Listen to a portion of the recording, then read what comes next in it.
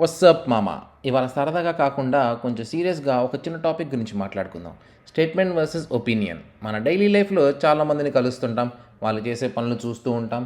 మనకు కొన్ని నచ్చవు, అవి మనల్ని ఎఫెక్ట్ చేస్తున్నాయి అనిపిస్తే రియాక్ట్ అవుతాం, లేకపోతే తప్పుకుంటాం. మూవీ లవర్స్ స్పెసిఫిక్గా మాట్లాడుకుంటే ఒక మూవీ చూశాక అది నచ్చకపోతే బీభత్సంగా క్రిటిసైజ్ చేస్తాం. అరే ఆ యాక్టర్ వేస్ట్ మామ, ఈ డైరెక్టర్ వేస్ట్ మామ అని ఆ ఫ్రస్ట్రేషన్లో చాలా అనేస్తాం. బట్ యా, అందరికీ అన్నీ నచ్చాలని లేదు. మనకు నచ్చింది పక్కోడికి నచ్చదు, పక్కోడికి నచ్చింది మనకు నచ్చదు. కొటేషన్ కరెక్టే, ఇవన్నీ నాకెందుకు చెప్తున్నావు? రీసెంట్గా ఒక ఇంటర్వ్యూలో అర్షద్ వాసి అనే ఒక బాలీవుడ్ యాక్టర్ బ్లాక్ బస్టర్ కల్కి మూవీ ఆయనకి నచ్చలేదని, అందులో Amitabhji కుమ్మేసిన Prabhas, I'm really sad, but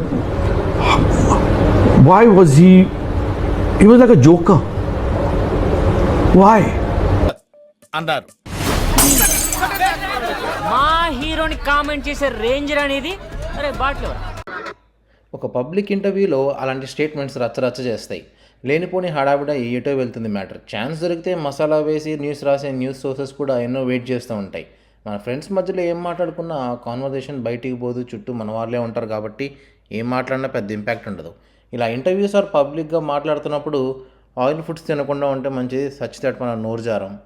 నాకు నచ్చలేదు ఒపీనియన్, బాగాలేదు స్టేట్మెంట్. ఇలా బయట వాళ్ళు అనే కాదు, మన వాళ్ళైనా కూడా స్టేట్మెంట్స్ ఇచ్చి జడ్జ్ చేసే బదులు ఒపీనియన్ చెప్పి ఒప్పించడం మంచిది ఏమో అని నా ఒపీనియన్. అర్షద్ వార్సీ స్టేట్మెంట్స్ నాకు నచ్చలేదు, అందుకే నా ఒపీనియన్ షేర్ చేసుకుందాం అనుకున్నాను. Thank you. ఓ సారీ, నేను కొంచెం ఎమోషనల్ అయ్యాను. You carry on.